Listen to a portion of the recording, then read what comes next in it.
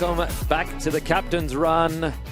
What a week of rugby league. Oh, wow, so much going on. Usually in Origin, it's all about Origin. And yes, there is still so much Origin to talk about, but wow, we've got so much to talk about on today's show. Welcome to all our listeners, however you're listening. SEN 1170 in Sydney, SENQ 693 in Brisbane, SEN 620 on the Gold Coast, listening live on the SEN app. Download the SEN app at the App Store or Google Play Store, or listeners belatedly tuning in the podcast, subscribe at Apple, Spotify, or where all good or bad podcasts are. And I tell you what, there's a lot of bad podcasts. So the joke remains as strong as it was when they first said it, is that we need to have a limit on how many microphones are given to people for podcasts. And that's coming from a bloke that has a podcast. So maybe my microphone will be confiscated.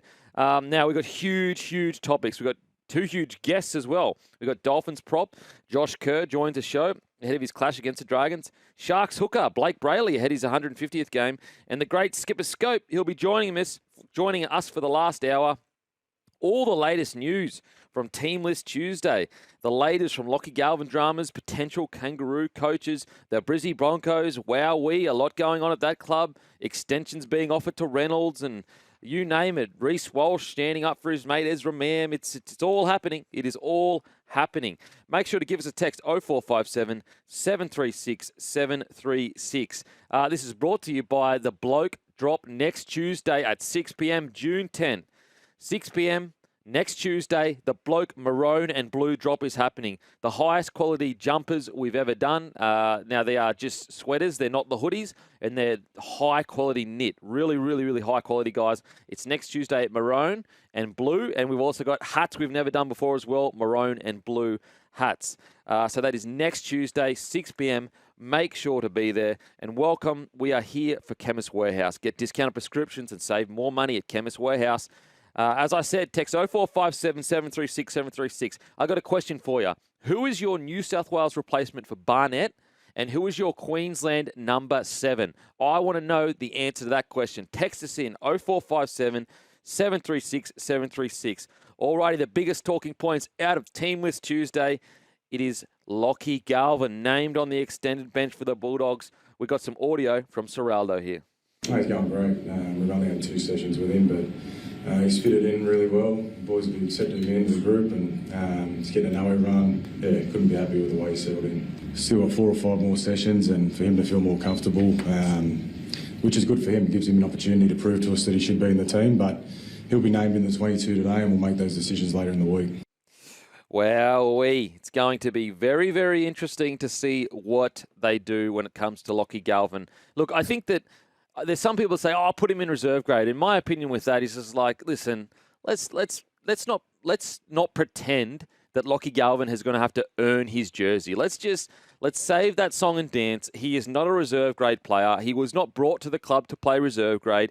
So I think the whole idea of pretending to placate people, oh, he had to earn this jersey. It's like, mate, come on, let's be real here. He is an NRL player. He's brought to the club as a big signing. He's on over $700,000. You don't bring him to the club to earn the jersey. You brought him to the club to be a main player in your spine. Now, does that necessarily mean he has to go straight into the side? No, not necessarily. I think he'll start off the bench. But I think the idea of like, oh, he has to earn the jersey, it's like you do not have to earn a jersey when you're getting brought in mid-season on $700K a season. And so I just think that at the moment, the biggest test will be it's the culture of the Bulldogs. They've built this really good mentality of us versus them, and, no one believes in us. And when we signed all these players, they were all utilities, and everyone was making fun of that. And, Ciraldo's defensive system in the first year, a lot of people were bagging that. Now that's kind of, righted itself by a long margin. But I think in regards to Ciraldo, the real question will be, okay, sometimes when your back's against the wall as a squad, it's easy to galvanise, no pun intended, the troops and say, you know what, it's us against them, boys. Everyone counts us out. We're in this together. We live or die by the sword. But then once you get through that first battle, and then you start bringing in some other soldiers and you start going, oh, okay, you guys have got us through the first battle when no one believed in us, and, you're actually getting replaced by a better, I say quotation marks, better soldier right now. All of a sudden, the other soldier's looking around going, hang on a sec, I thought it was us against the world. That's the big question that Ciraldo faces at the moment. How does he juggle that? I'm sure that preseason, the second preseason he had, he was holding the jersey up to the squad saying, you know what, we've moved a lot of players on that don't suit this jersey. All these guys here, everyone in this room, you suit this jersey. You've earned this jersey. Now all of a sudden a guy comes in mid-season, or he hasn't had to earn the jersey the same way this current playing roster has had to earn it. So it's like, okay, you have to manage that.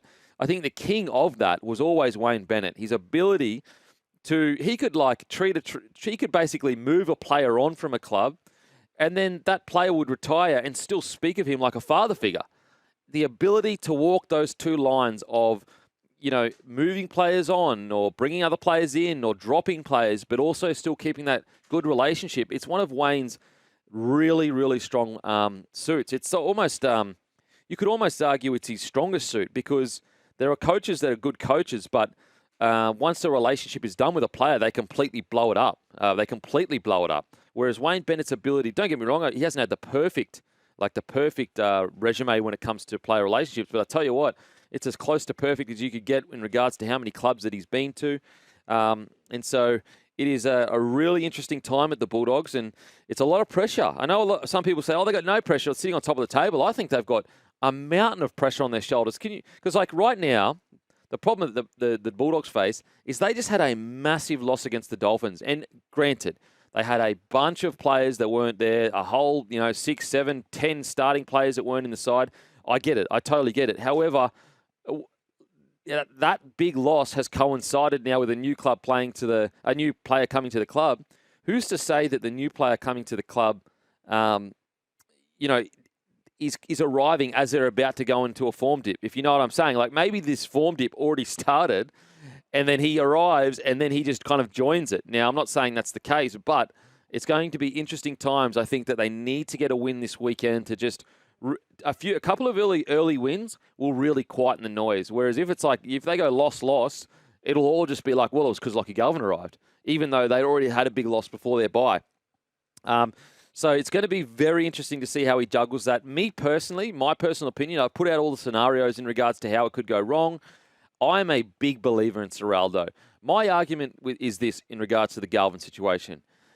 Ciraldo has done far more with much less in his coaching career. Since arriving at the Dogs, look at that playing roster.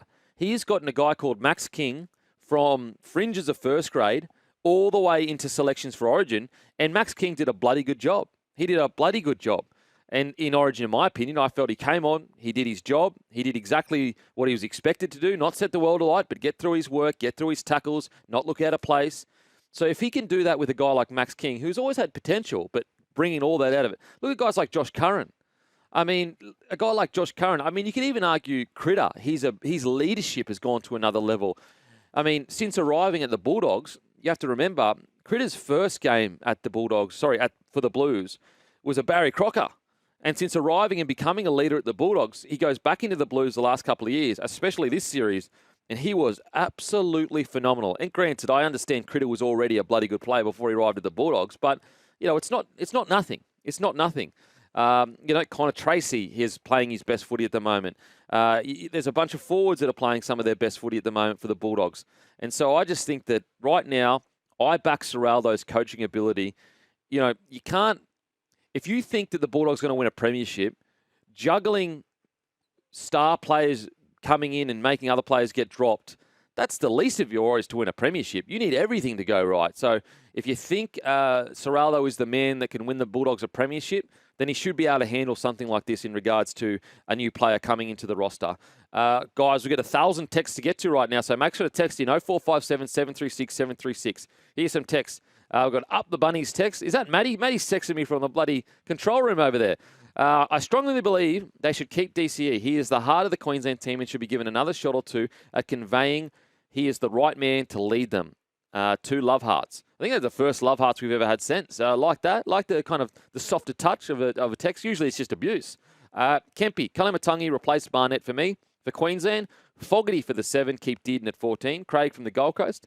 I like the Fogarty shout. However, I believe Dearden would be ahead of Fogarty for the 7 jersey.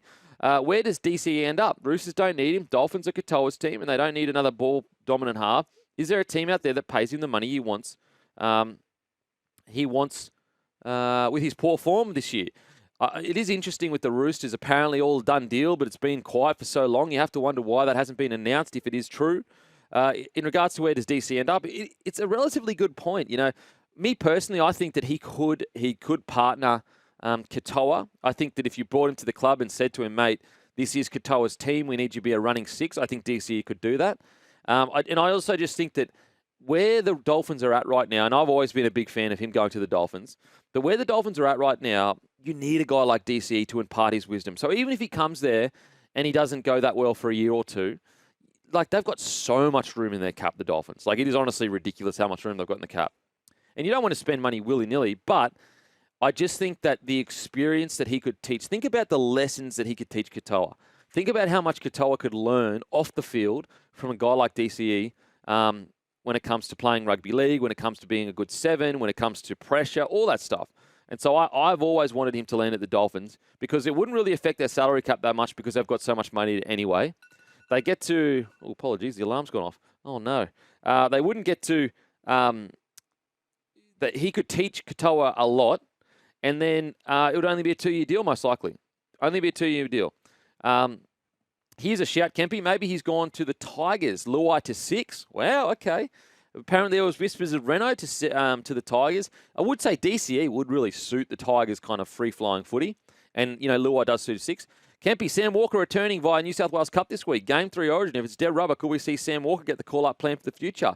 I think that'd be a little bit too early. I think let Sammy Walker just ease back into it. But I tell you what, a Sam Walker did in 7 and 6. That excites me. It's very different to, the DCE Munster combination, but it does excite me. Are you going to make a point anytime soon, Kempy? Any coach would want Lachie, Galvin in their team. No one had the Dogs doing as good as they are at the start of the year. And the week before signing Galvin, they all said they couldn't win the comp. Now they had a good player, and it's going to stop them from winning the comp. Hey, Jesse, I think you need to unblock your ears, mate, because pretty sure I said I'm a huge fan of Seraldo and that I think that he can get the job done because he's done far more with far less. So maybe turn the radio up a bit louder and get my voice into your ears, brother, so you can hear a bit better. Bleach Beak, the awkward moment when Jack Whiten left the Raiders to try and win a premiership. Look at the Raiders now. I mean, it is an uncomfortable truth. You know, the Raiders looking absolutely phenomenal. Absolutely phenomenal. Got some more text here. The replacement for Barney would have to be Keon. I would keep DCE and still have Dearden on the bench and bringing it on if things aren't working with DCE. I don't mind that. The old bringing him at 7. If DCE's first half isn't great, that's a bit of a meeting between both worlds. Bly Park Bear.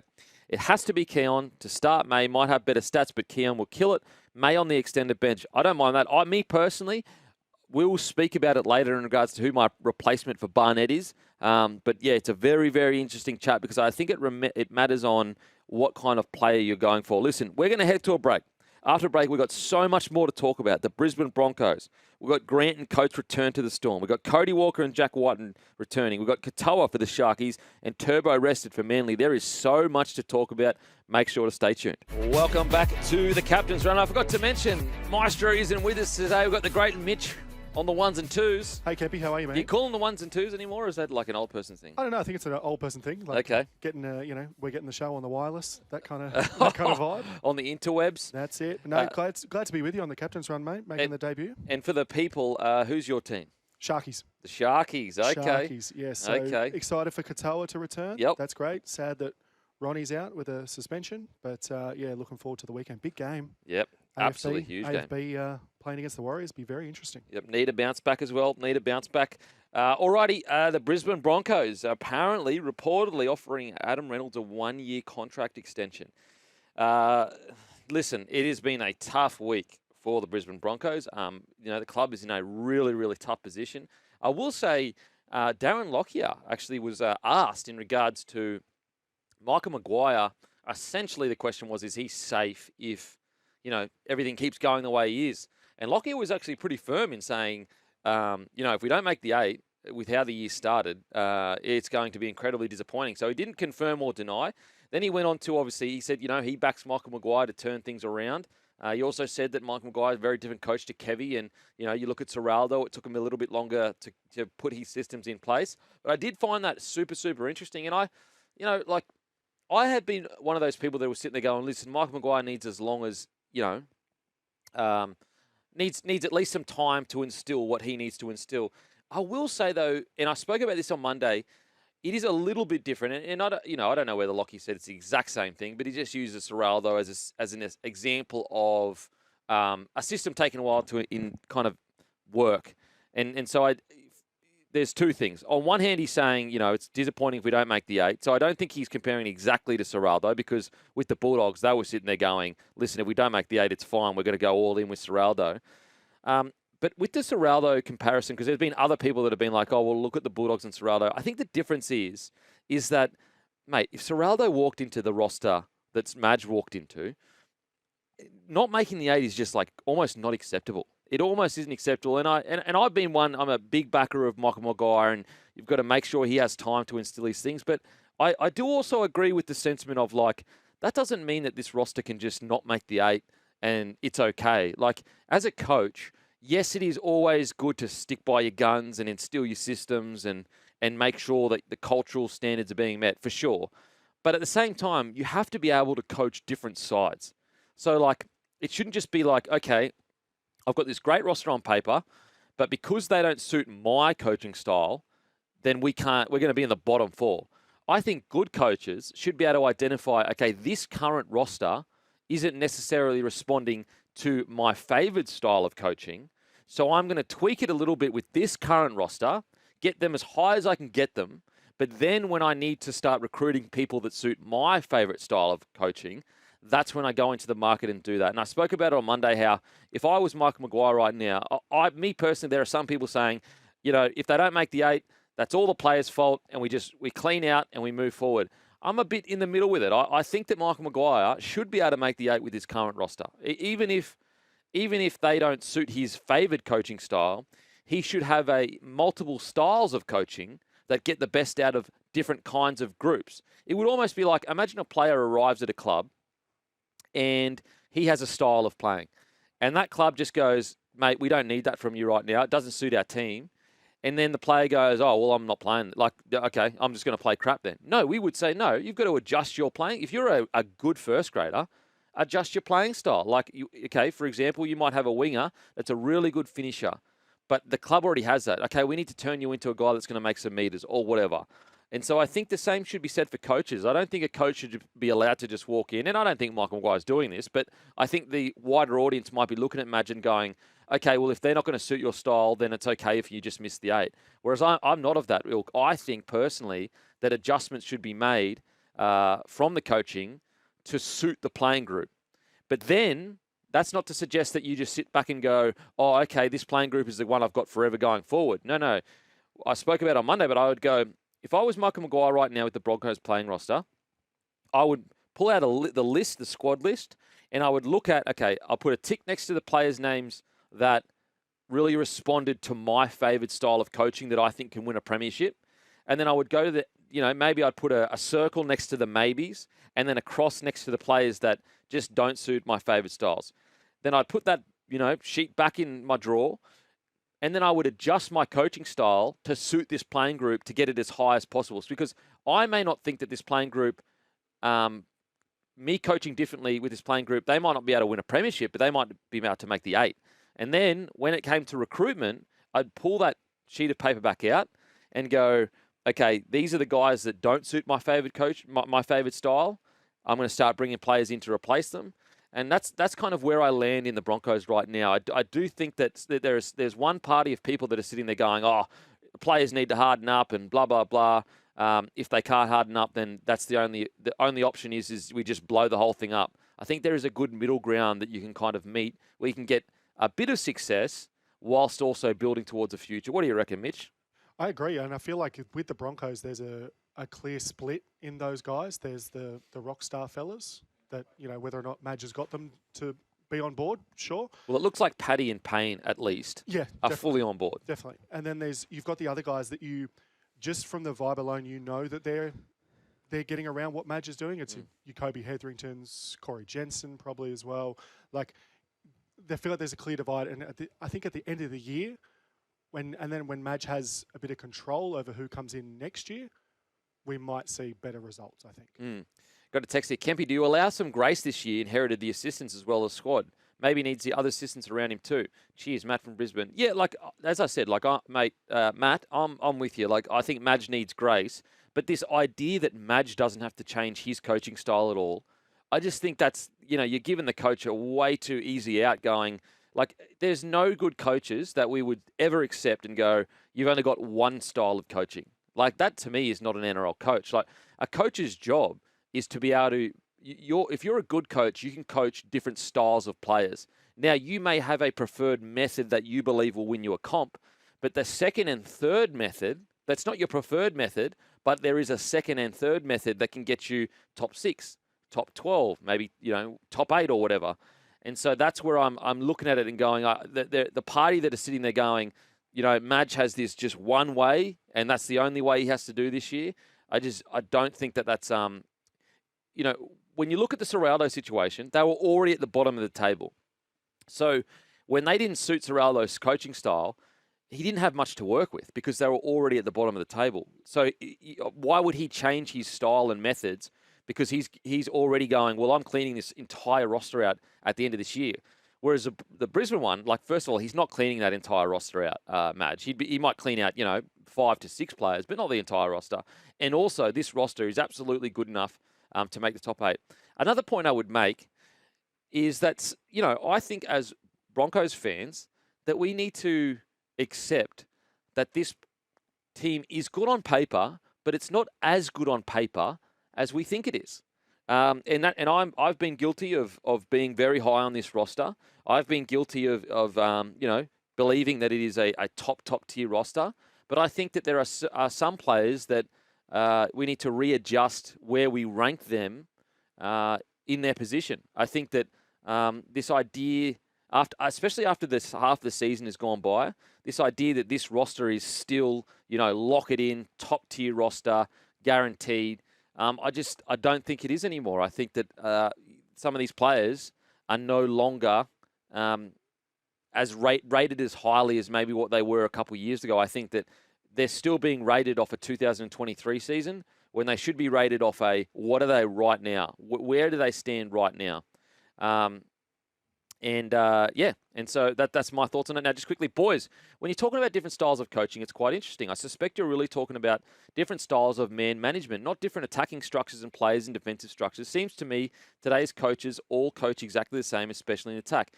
Yeah, I think, and that's from Mark, I think it's around man management at the Broncos. Don't get me wrong, I think their attack has gone completely, south. I cannot believe how bad their attack looks. And that's where you need to give Madge a bit of grace. He inherited the coaching staff around him. He actually didn't get to select it because they were already signed before he arrived. And so that's where you can't really be too harsh on Madge in regards to structures in attack. And so I think that's where you would go. You need to talk to the coaching, the attacking coach and go, mate, this is not working. This is absolutely not working. In regards to coaching styles, you're exactly right. I'm talking about man managing. And so, for example, it's pretty clear that this Broncos roster, they are not an old school, old generation, traditional kind of roster. They're a newer generation that probably, there's probably a few players that instead of being yelled at, they need an arm around them. And like people just go, come on, don't be soft. It's like, bro, wake up, have some reality. Certain people react differently to certain leadership skills. And if you're just a person that only has this old school style of leadership, you'll never make it in the new school. Do you think Craig Bellamy's the same coach as he was 20 years ago? No way. Look at Craig Bellamy's same roster. Look at his roster now. Do you reckon they respond the same as 2012 Storm do? No way. Do you reckon, I guarantee you that Craig Bellamy gives way more leeway to the current roster than he did to the 2012 roster. Because times change, you need to adapt. You need to have multiple different styles, and that's where I think that that's where I land in regards to the Broncos. I think Madge, absolutely, he deserves time. But to suggest that it's okay that they don't make the 8 just because they don't suit that initial coaching style, I disagree with that. I think anything less than the 8 with this current roster would be a failure, regardless of whether it's a coach's first year at the club or not. All righty, we're going to head to a break. Let me know what your thoughts are on what I just said, my opinion on the Brisbane Broncos. 0457 736 736. We'll see you on the other side. Welcome back to the Captain's Run. We've got a lot of text to get to in regards to the Broncos, so stay tuned for that. A lot of text in regards to roster, coaching style, so make sure to stay tuned for that. And also, we are here for Chemist Warehouse. Get discounted prescriptions and save more money at Chemist Warehouse. Now, we've got the big fella fresh off the bye, joining for the Captain's Run from the Dolphins. It's the big fella, Josh Kerr. How you going, brother? Good, thanks, my man. How are you going, bro? Mate, I'm living and breathing, baby. Living and breathing. That's a good thing, isn't it? Hey, it's all right, yeah. It's not too bad, especially not in pre-season. But, yeah, it's really good now. Mate, how are you travelling at the moment? Dolphins are an interesting year. You know, you've had these really high highs and then some really low lows. Where are you kind of feeling at the moment with the year so far? Oh, bro, for me, like personally, my experience has been in these teams, bro. This is probably the best sort of team I've been around, you know, in my career. And just for the fact that, like, bro, like I feel like we haven't even hit our straps yet. Even though we've played some good football, we've definitely played some bad games as well. Don't get me wrong, but you know, we're missing so many great players. But each week we keep turning up as well. So I'm excited for this end of the season. I think we just hit the halfway mark just before. So I'm excited to see how we go for this rest of the season. And and this sounds a bit silly, but has toughness been a real focus for your playing group? Because I have noticed that is it's a key point of your playing group. Like across the board, there have been multiple players that have had big moments when it comes to mental toughness this year. Oh, bro, definitely. I think we're all pretty shit scared of Wolfie, if I'm being honest with you. But man, I think we got that sort of drilled into us in pre-season, and look, that's just how we've sort of trained. And you know what? We started the season pretty slow, but like you said, we had some pretty great performances from some of our guys. And I think, like I said, we've lost a few boys this year, like Big D Saf, you know, Tommy Gilbert now, and I think boys just step up in those absences. You know, I think you know, Maxi Platt is a one that stands out to me where, you know, he stands up when someone else goes down or something. And someone that you probably, I guess you would have seen on the weekend was Ray Stone against the Bulldogs. You know, he's been playing with 2 torn bloody AC joints in his shoulders. I think he was tackling with his bloody rib cage at one point. So, mate, we've definitely got a few of those sort of blokes going around, which helps definitely. What about Kurt Donahue? The beak just getting absolutely plastered across the face. Honestly, can I be honest? I reckon it made the melon look better. Yeah, he was absolutely gutted because Herbie, I don't know, obviously you know Herbie, but he was bringing up something about, I don't know, obviously you know Herbie, but yeah, he's bringing up something about the hottest 100 players, as he does, you know. Every week. Herbie. Yeah, every week. Yeah, I know, mate, yeah. He pretty much holds a gun to our head to train it to makes us vote for him as well, just quietly. Yeah. That's not even a joke either. But, Kurt was sort of gutted because he goes, I'll never get on that list now. And then we're all saying, bro, it helps your case. Mate, seriously, that noggin couldn't get worse. It only got better, trust me. Mate, all jokes aside, mate, I'm such a fan of Donahue and his ability to play multiple positions. You know, trialled as a fullback, he plays 9, he can play 6. What's your kind of measure of him this year? Because he's really been outstanding for you guys. Oh, bro, what actually helped him massively was, man, and he did it last year as well, but this year especially, he came back to pre-season like ultra fit. Yeah, they trained super hard in the off season. You know, I don't know if young kids in that listen to your show, but like, bro, that's such a big thing. You think there's an off season where you can just relax and drink and get fat and whatever, but you know, it's those kids that come through and they want to train in the off season to get ready for a preseason, and that's exactly what he did, and that's setting him up for success now. Like, he was so fit, and it kind of become a point of, because he's so fit and he's so tough, he can play multiple positions. He's kind of like that, you know, jack of all trades, master of none, but. Man, that's kind of what he's got. You know, he's just got that fitness. He's got that toughness as well. He's a little rat bag from Newey, I'm pretty sure. but man, he's killing it. I'm so glad to see it. You know, after that game, there were so many other things as well that we did our video review the other day. And in that game, after he broke his nose, he was in so many other little things during the game. Whether there's a scrap ball loose or something, there's a tackle that needed to be made, he was there. And that obviously him breaking his nose and having that bit of a laugh with the commentators, that kind of overshadows all that little work. So I dare to say this, that like in the future, I think he could be an awesome number 14 for the Blues. Oh, there you go. There's an early shout. I like it. Yeah, Mate, bro. Hosting the Dragons this week on Friday. How you feeling heading into that clash? Oh, bro, I hope we flog them, bro. That's my old team. That's my old team. Yeah, I've got a few mates in that team still. It's obviously my old club, and you never really want to lose to your old club, do you? So I'm excited to play against them. I'm excited to catch up with a few of the boys and the coaching staff that were there when I was there. But yeah, it's we just come off that bye. We're a bit fresh. Not too fresh, Obviously, when you have a bye, you get flogged at training, so it feels like we didn't even have it. But mate, I'm excited. So it's going to be a real good. This is going to be. I think we have a 4-week period of playing games into our next bye. So we're just really looking forward to. This is where we start to really kick off for the rest of our season now. So it's going to be a tough game. They're going really well at the moment too. The Dragons. They've turned a corner in these last 2 years with Flano being there. But man, I'm excited for this challenge this week. And in regards to you guys as well, like last year, you're so close to making the 8. What lessons do you reckon you learned last year about those last few weeks of rugby league? Oh man, I just think to be fair, I think our biggest downfall these last few seasons has just been injuries and just being our next man up mentality too. And I think this year we've actually hit the nail on the head with a few of our guys, coming through. I think Kerr Donohue's played a way more of a bigger part this year, like you're talking about before.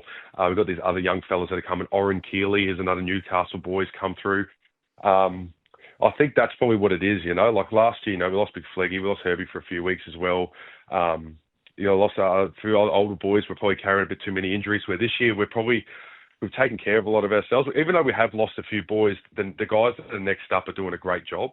I think that's what's going to set us up for the rest of this year as well. So I'm hoping to God that we don't have any more injuries, but I think everyone's just, how each year you have these young kids that come through, and each year they just get a little bit more experience, a little bit more confidence.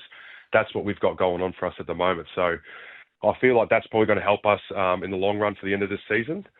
Fingers crossed, no more injuries. I hate seeing the boys, all the work they've done, and cop a sore knee or something like that. So I think that's going to probably be what helps us, get us into the finals this year.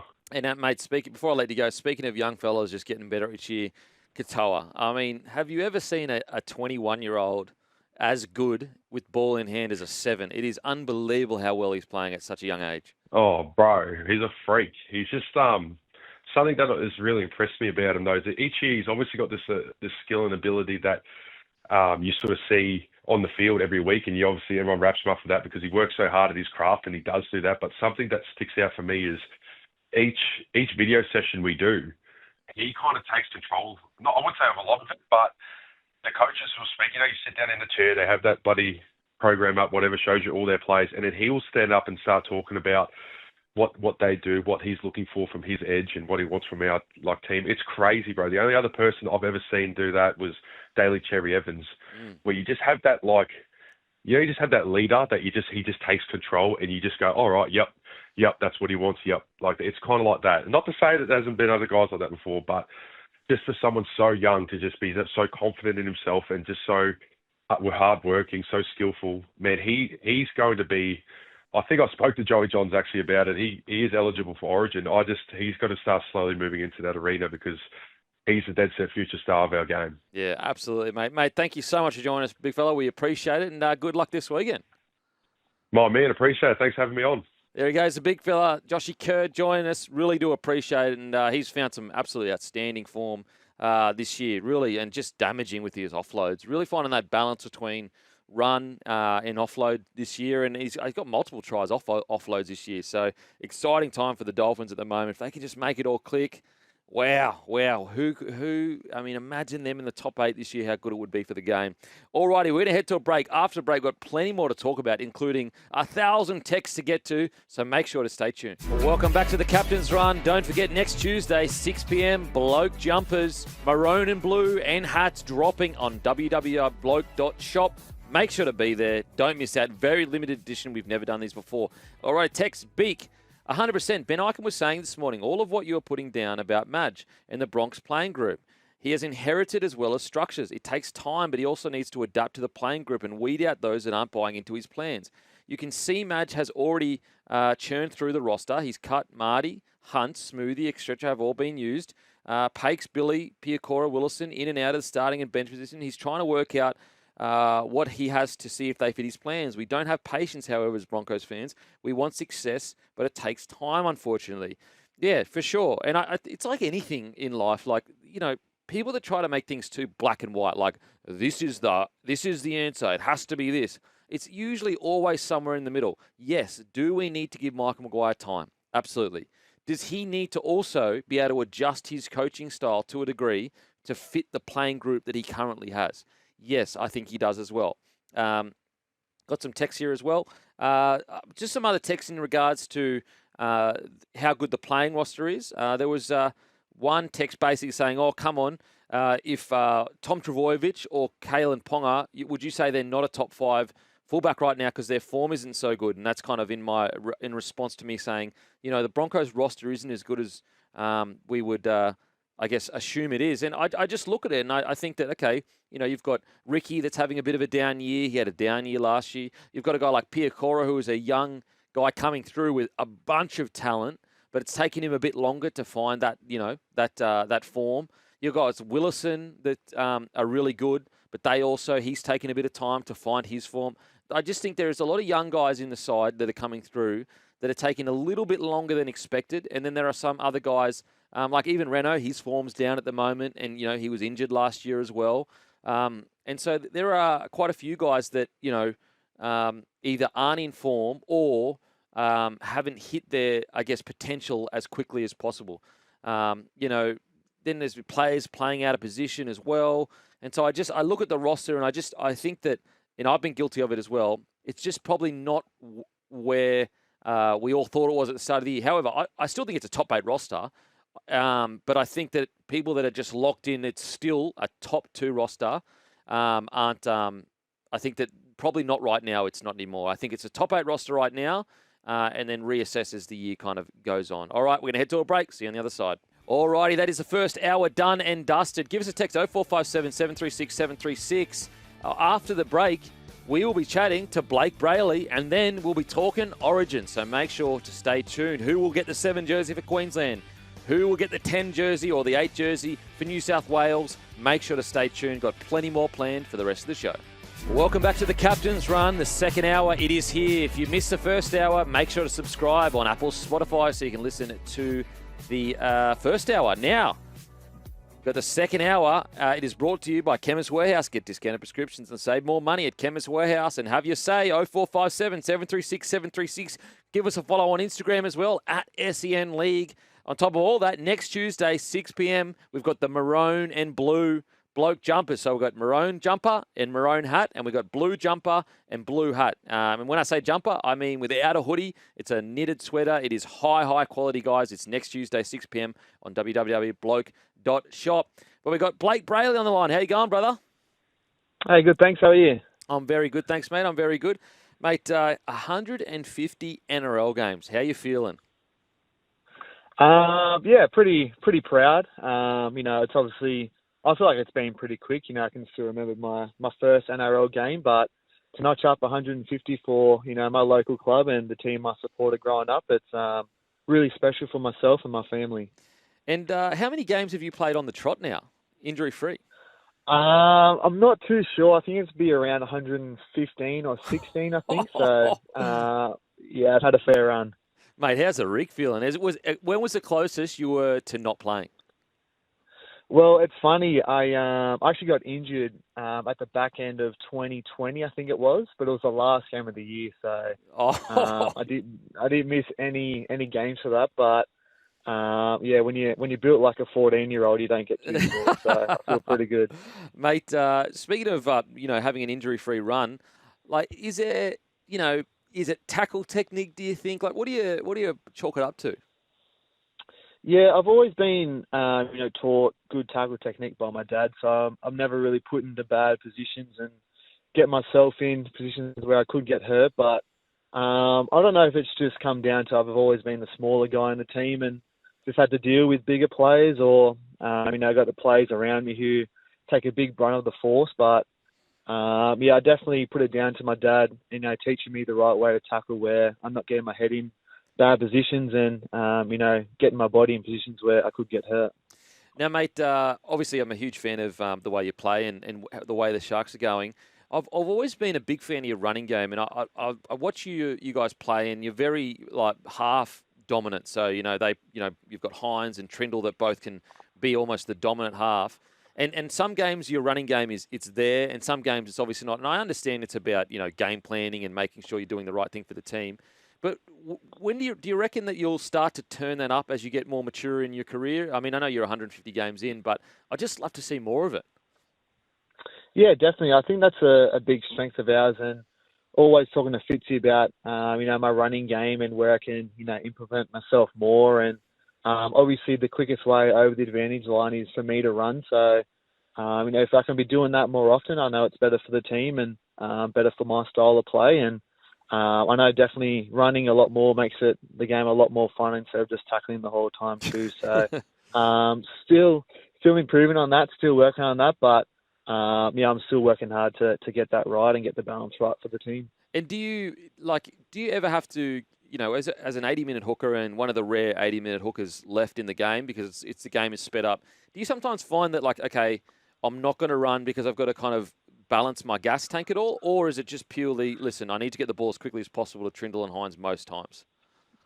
Yeah, it's always, a bit of a balance between, the game plan and how the game's flowing. And like you touched on there, we obviously shift the ball really well, but, for me to run as well, it's also another strength. So I'm still just balancing on when, pass the ball, when to run myself and when to use up the middles, because some of the middles we have at the moment, the power they have and how they attack, it promotes my game to run more. So, when Adam Blayke is running, I'm thinking run straight away. So that's little tactics there that we work on during the week, but it's just about finding that balance. And, mate, speaking of middles, AFB arrives at the club. What's it like playing with a front rower like him?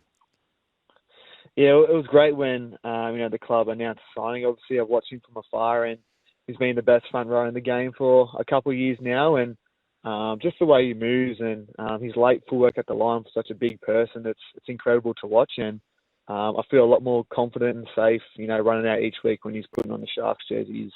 He's an alpha male in our side, and he's an unbelievable player. And what about seeing Hines' form? He's just been going from strength to strength recently. What's it like seeing a player like him get his groove back? Yeah, it's great. He's obviously a great player. He's had some outstanding seasons in the past, and this year I think he's grown from strength to strength. He's not only getting his running game right, but I feel like his defence has been outstanding too, and it shows from training. He works really hard. He's always the last person to leave, and his application in video and the way he talks in the leadership group, it's great to see, and I know our side's clearly benefiting from it because he's playing great at the moment. And mate, listen, has Laurie given you a call? What's going on there? Any inside scoop, mate? No calls yet. If you got his number, could you, maybe help me out a little bit there or give him a call? But no calls. Obviously watched them play the other night and they played outstanding, and that's something I want to be a part of and working hard towards, hopefully getting the call one day. But hopefully one day down the track I do get a call, and I'll take that with both hands. You've been in camp though, haven't you? You've been brought into camp before? Yeah, I've been to camp, previous years and been around the group and been around the whole experience. So it was an unbelievable experience, and I definitely want to take that the next step forward and, put on a jersey one day and obviously, represent New South Wales. And, mate, for the Sharkies heading into the rest of the season, it's starting to get to business end of the season, or at least, close to it. What do you reckon you learnt from last year that you've taken into this season? Yeah, it's obviously tough. We've always been thereabouts and close towards the back end of the year, and obviously it's still pretty far away, but just building on the fundamentals of the game and making sure our defence is right. You obviously see the best defensive sides are at the top at the moment with the Dogs there, and we know that, we can attack from all around the park and we can score points when we want to, but, defence is a big key in this game, and it's still tweaking and still working on that to make sure it is, rock solid towards the back end of the year. And for yourself, since Fitzy arrived, what do you reckon what's the main thing you reckon he's taught you, Fitzy? Oh, there's many things. He's been, great for our club and our side. He's obviously taken us into that next level of the competition by, being in the top 4 or thereabouts pretty much the whole time he's been here. So defensively, he's taught us so much. Everyone knows he's a big defensive coach, but I think off the field too, he's big on, being a good player, but being a better person too. And when you walk in the door, you shake everyone's hand, you greet everyone politely, and it's something I really respect about him. And it's not only about the NRL player, but it's about the person off the field too. So, I love his coaching style, and hopefully they can, keep him around for many years to come, because I think he's doing a great job. Now, mate, as a number 9, you're in there with the big boys, and you've got a winger in Ronaldo just chirping his absolute head off. Are you sometimes like, brother, can you just keep it down because I'm the one that's going to get fed by one of these big boys? No, that's what he's like. You might know him. He's he's a loud person. At training, if you're opposing him, he'll go at you too. So he brings a lot of energy to our side, and a lot of laughter and a lot of fun. And sometimes when he does come up and chirp, and then I got to deal with the middles, it's not the best time. But all around, he brings so much to our side, and he's such an elite player, and some of the tries he scores he can chirp like that, I think. And mate, before I let you go, have you been fishing with Sione Katoa yet, or? No, I haven't. I'm still waiting to get on his YouTube channel. He's really taken off with his humour. He's really come out of his shell, and we all know behind closed doors how funny he is. But for him to bring out his true self, it's great to see. And no, I've got to hit him up for a fishing charter or something, I think. The Tongan Fisherman. What a great name. What a great name. Mate, thanks so much for joining us, brother. We really appreciate it. And hopefully you get the call from Loz. Awesome. Thank you so much. Thanks, mate. There he is, Blayke Brailey. Seriously, one of the most consistent players in the NRL. Does not get the raps he deserves. He's been the number 9, stalwart number 9 for the Sharkies. And essentially for, 3 or 4 years in a row, the worst they've finished, I think, is 5th or 6th. And he's been the number 9, keeps the jersey every week. And, there's always a lot of talk around the Sharkies and their key players and key positions. There's never any talk around Blayke Brailey, and that just shows you how consistent he is. Like, there was talk around fullback position. There was talk around Hines. Should he be the 7? Should Trindle be the 6? Should Trindle be the 7? Should Hines be the 6? But there's never any talk around Blayke Brailey, and it just shows you how good of a player he is. And he's got guys that have won Dally M's, and Will Kennedy, he's on top of the bloody Dally M's, or at least in the top 3 at the moment. A really, really good player and doesn't get enough raps. Anyway, we're going to head to a break. After the break, we're talking Origin. Who's getting that Blues front rower jersey? Who's getting that famous Queensland 7 jersey? We'll see you on the other side. Welcome back to the Captain's Run, brought to you by Bloke Jumpers. That's right, we've got knitted sweaters. They are high-quality jumpers, without obviously not hoodies. Sweaters. They are dropping next Tuesday at 6 p.m. Go to www.bloke.shop. They're in maroon and they're in blue, and we've also got matching hats in maroon and in blue. Limited edition. We've never done these before. You do not want to miss them. Alrighty, let's get into it. Origin Chat brought to you by Grumpy Coffee. Head to grumpycoffee.com.au. Grab your Grumpy Coffee today. Beautiful, beautiful blends. We've got Everyday Blend, and we've got the Very Grumpy Blend. It's got whole bean, ground, and also pods. Order it. It'll be at your house within 24 to 48 hours at grumpycoffee.com.au. Okay, Origin Chat, let's get into it, shall we? Who replaces Mitch Barnett in the front row for New South Wales? There's some candidates. Do you bring Maxi King straight into the starting side? Do you look Terrell May? Does he come into this side? Is there Keon Kolamatangi? Does he come in? Stefano Uto Ikamanu? Jacob Saifidi. I think he's actually injured, though, Jacob Saifidi, if I recall correctly, potentially. But, yeah, there are quite a few different options. Now, look, if I'm being honest, I know that they tried to... I guess, Terrell May is still an option. I know they've spoken about that. I'd be very surprised if all of a sudden an injury is what gets Terrell May into the side. I think that, especially with everything that went down, I think that it'd be... Okay, so Saifidi is back round 15, so he is currently injured. But yeah, so Terrell May, me personally, like if you put aside everything, like I would have had him in my game 1 side. And even though I'm, Max King, he was so good when he came on. Could you imagine Terrell May if he had to come on in that game? I mean, it would have been super, super interesting. But anyway, in regards to who I think, me personally, I think you have to have Keon Kalamatangi in the side. I really, really do. I just look at the way he's played in the middle recently, and a lot of people go, oh, hang on, mate, it's only been 3 or 4 weeks he's been playing like this in the middle. No. Go back to last year when he was playing 13. Every single week, Keon Kalamatangi was killing it. He really was. Now, I think Max King absolutely stays in the side. It's just a matter of, do you start Max King or do you bring in Keon to start? Now, Keon has already played Origin, and if you actually remember, he played outstanding on the edge. I just think that, I can't believe anyone's considering anyone else other than Keon. And granted, I understand that there's a lot of great front rowers for New South Wales, but I just think the versatility Keon offers. If you put him on the bench, he can play in the middle or on the edge. If you start him in the middle or on the edge, he can play anywhere in the forward pack. Front row, lock, or edge back rower. I mean, in the modern era, when we constantly yarn about, we're in Origin now, we constantly talk about squeezing an outside back onto our benches because we're so worried about HIAs and versatility and all that. And so in a age of versatility, because that's what the current selection criteria almost kind of falls down to. It's like one of the number one priorities is who can play long minutes and who can play multiple positions.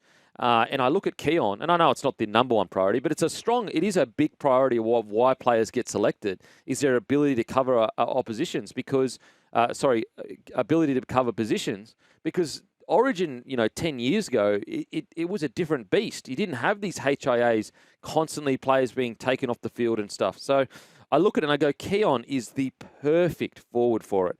And so I actually would even go as far to say as keep Max King coming off the bench. I thought he did a really, really good job.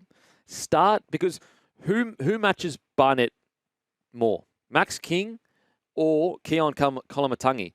I think that Keon is more of a similar player to Barnett when it comes to leg speed and his lateral movement than Max King is. And as I said, why change something that worked really well? I thought Max King was great off the bench. He came in, I think he ran for 100 metres, he got through his tackles, didn't look out of place.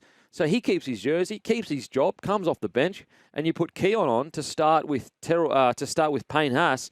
I tell you what, a starting front row of Payne Haas and Keon, that is a problem. That is a problem for any defence. You've got Keon, who can offload wherever he wants. He's great laterally. He can play 80 minutes. He's strong in contact. He's got leg speed. And then you've got Payne Haas with a great offload, can bend the line all the time. I mean, it is a match made in heaven. I really think a starting front row of Keon and Payne Haas is a scary starting front row. And I think that if you're Queensland and you're saying, okay, who do we want to start against? Max King or Payne Haas, or Keon and Payne Haas?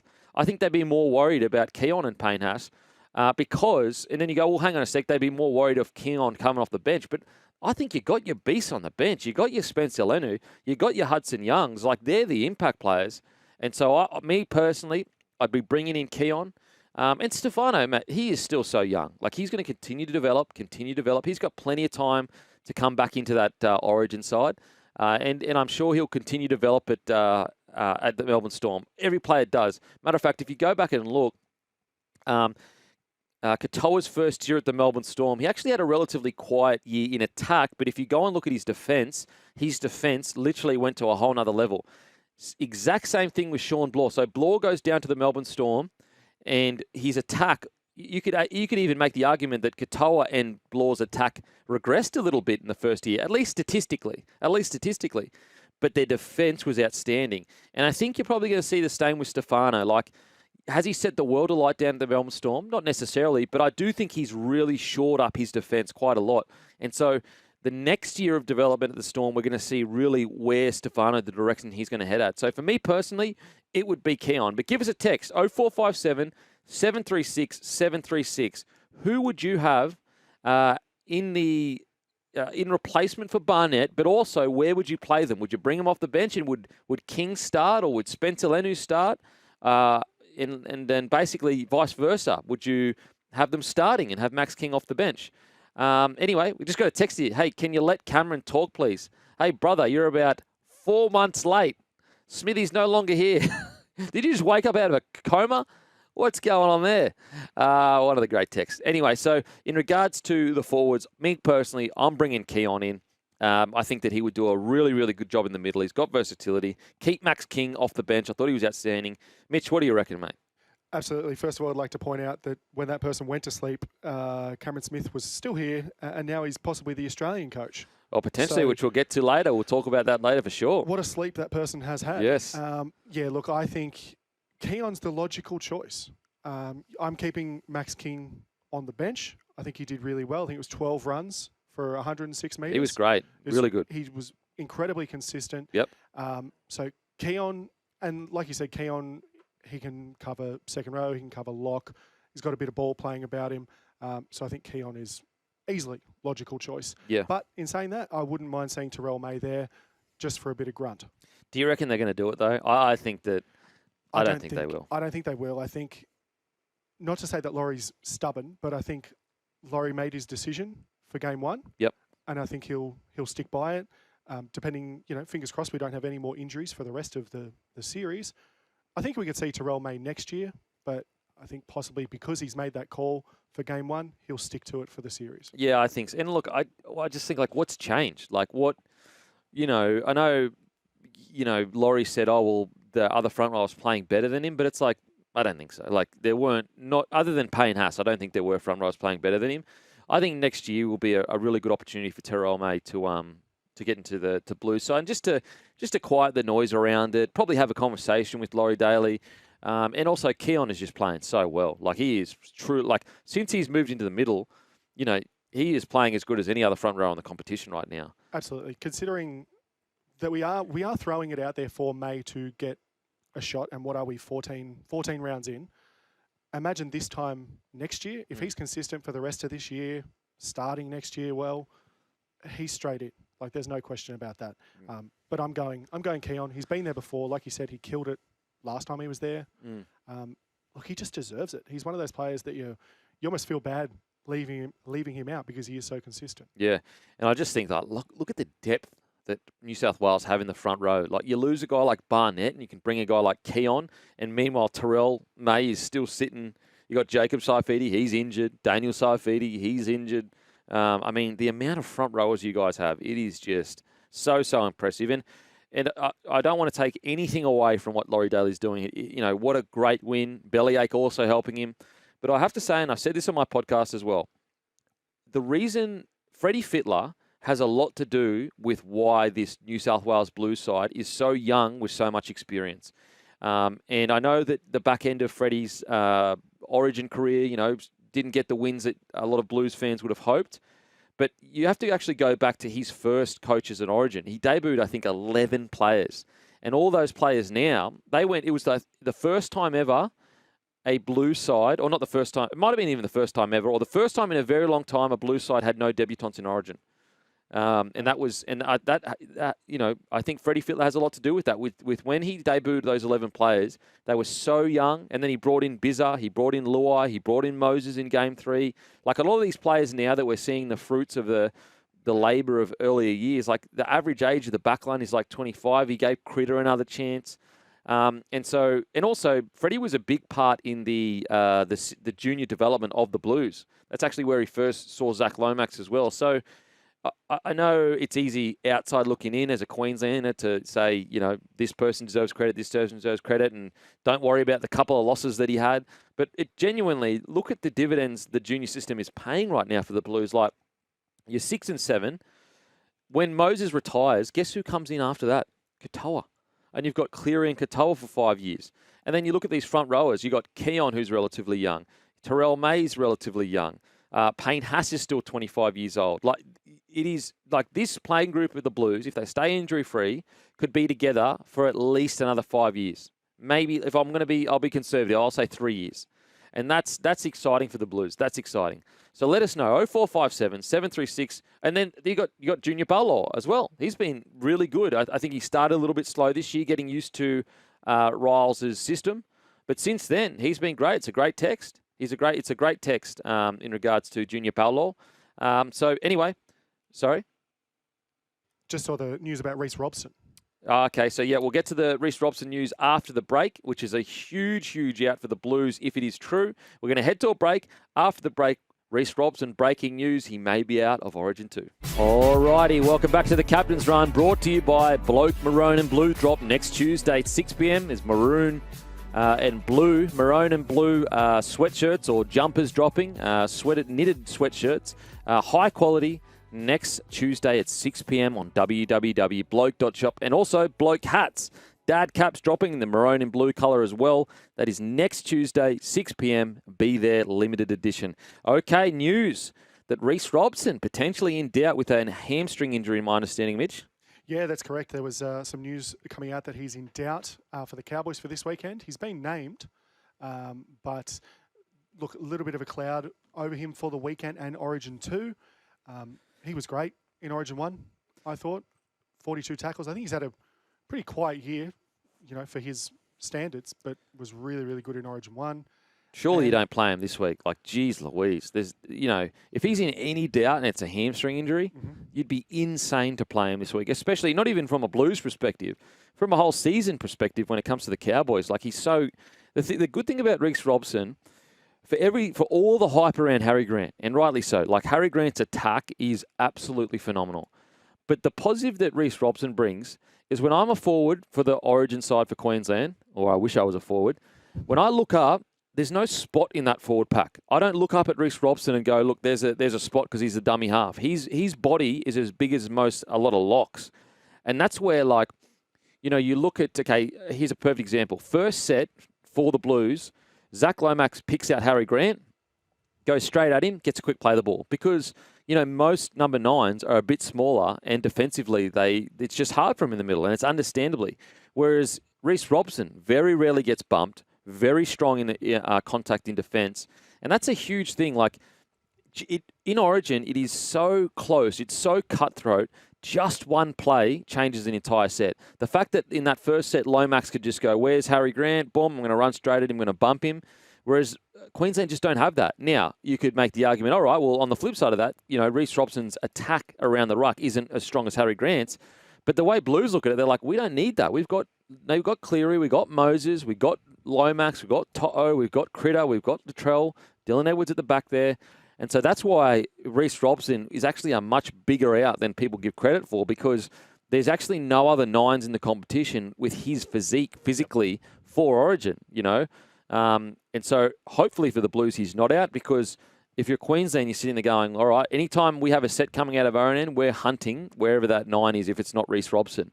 So really, really interesting times for the Blues. It's going to be interesting to see what direction they head. Because the thing with Origin is you've got clubland where you can be a good defensive 9, where you can do legs tackles as a 9 because you're smaller. In Origin, you can't really afford to do legs tackles because it's too quick. You've got to win the contact. Well, that's literally what you're just saying there. You look at that line and you go, where is the gap? Where's my hole? I think if you look at the replacements, you're looking at maybe Appy, even Blayke that we just had on the show. Great players, but they are smaller than Reece. So there is that hole there now. Yeah. And that's going to be something the Maroons would possibly look to exploit. For sure. I think that, defensively, Blayke is better than Appy. And so I actually think I think Blayke would be ahead of Appy Coruscant in selection. Because as I said, they don't need, Appy Coruscant attack. It's honestly some of the best attack I've ever seen a number 9 do. But right now, the Blues don't need that. They have such good spine in Moses and Cleary. They don't need more creativity. It's a really interesting topic because you go back to the Panthers, and they obviously got Appy Coruscant to the Panthers. And a lot of people are like, oh, you lost Appy Coruscant in a key moment of development for the Panthers. And if you actually hear the CEO talk, he said, the reason why we got Appy to the club is because Nathan Cleary and Jerome Luai, they weren't developed yet enough to steer the ship. And so we got a really dominant ball player in Appy Coruscant to come in and do that. When we realised that Nathan Cleary had developed enough to become the main man on the ball, we realised that we probably don't need Appy Coruscant anymore. We just need a guy that's going to get the ball to Nathan Cleary. And guess who that is? It's Mitch Kenny. Exactly. Who is literally, all he does is tackle really well and provide good service to Cleary. And that's why Reece Robson is such an integral part of that roster, is because that's all he needs to do, is tackle really well and get the ball to Cleary. Does that favour Mitch Kenny? I think it'd be Brailey. I think it would be Brailey because Brailey's service is like 10 out of 10. And I'd also think like Brailey's defence, although not as physically strong as Robson, it actually probably is technically the best in the competition, his defence.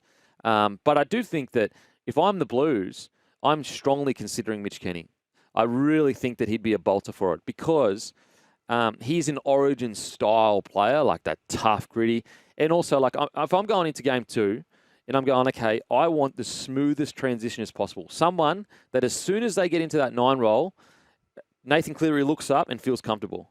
And that's obviously Mitch Kenny. And so I think that from a defensive technical side, Brailey would probably be one of the best in the competition. From a package side, I actually think Mitch Kenny will probably be just ahead of him. Just because it's game 2. You got no time to work that combination. So I actually think Mitch Kenny will probably be the front runner if Reece Robson goes down. Yeah. Is there a world where Connor Watson starts and then you have a new 14, i.e. a Matt Burton? I reckon you just slot because, as I said, I think the good thing with Kenny is that he just comes straight in and it feels natural for Cleary, like super, super natural. And so I think actually, and I know a lot of people will probably push back on this and they'll say Brailey, Api Coruscant or whatever, but I actually think Mitch Kenny would be the front runner. If I'm a coach, as I said, all I'm looking for is a good defender that's tough, and Brailey ticks those boxes. But then when I go, okay, Brailey and Mitch Kenny, like Brailey, statistically, I think he's a better defender, but is it as smooth a transition when he gets into 9? Like when he is walking to the ball, is he thinking about, oh, okay, I've got to do this play, I've got to do that play, I've got to play. Whereas Mitch Kenny, he's not even thinking. He is just getting to that ball and just service to Cleary because he plays with him so much. Yeah, right. So that's where you think it'll go, Mitch Kenny. That's your if I was selecting, and Reece Robson was out. If I had a whole series to work with, I'd probably go Blayke Brailey because I think Brailey's a better 9 than Kenny. But because I've got a decider to go straight into, I would probably just go, boom, plug and play. Kenny, mate, I need you to make your tackles and just do what you do at Clubland for Nathan Cleary. Yep. And so for me personally, and I know a lot of people probably push, and we're seeing, text with Wade Egan. The thing with Wade Egan is a little bit like Api Coruscant, where he's really crafty around the ruck, but you don't want a crafty 9 around the ruck. You don't need it. It's a surplus to requirements. And so if Egan gets in there, his strength is not going to be used. Like Api Coruscant, if he was to come in at the moment, Laurie Daly would be saying to him, mate, I don't want you running the ball at all. I literally just want you to get the ball to Nathan Cleary and Mitch Moses.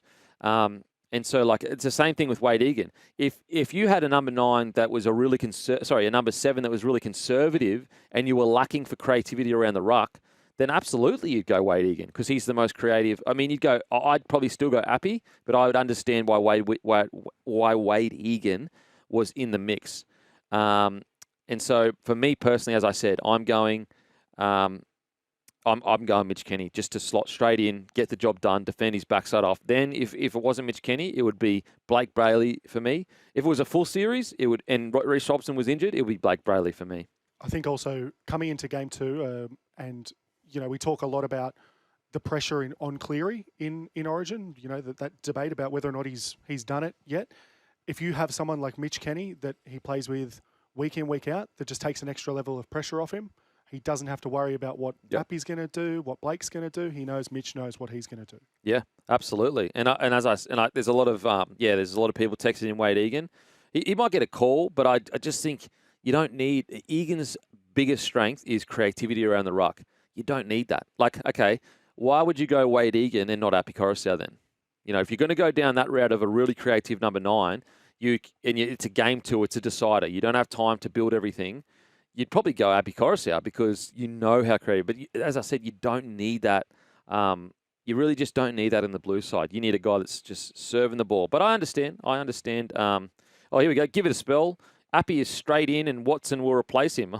Okay. So that's a good thing. You've got all these people saying Egan, but apparently this bloke's saying Api's straight in. Now I've got all another. Kempy, what do you think of the strength and weakness of New Year's hooker Riley Smith? Oh, I love Riley Smith. I just think so tough. He actually reminds me, funnily enough, of Reed Marnie early on in his career, obviously with a little bit less niggle in his game. Another text here. How about Cam McInnes? Oh, he hasn't played number 9 in so long. I got some more. I would go Cam McInnes. I understand the Cam McInnes, but he just hasn't really played 9 in so long. It's a very specialist. Like that split second of high-quality ball to your 7, it is so important. Kempy, we don't need a Queenslander to pick up players. Just joking, brother. Love the show. It has to be Appy. He leads our defensive line at the Tigers, constantly making one-on-one tackles with big forwards. Yeah, I agree. Appy is incredible, but he does tend to miss a few tackles. If you actually go and look at his missed tackle rate, he gets a bit fatigued in games, and he can miss a few tackles.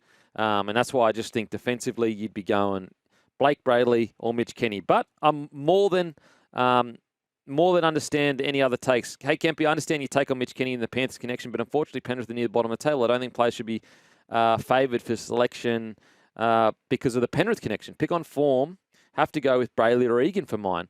But like that the connection matters between a 9 and a 7. And it's he's not getting selected because he plays for the Panthers and they won comps in the past.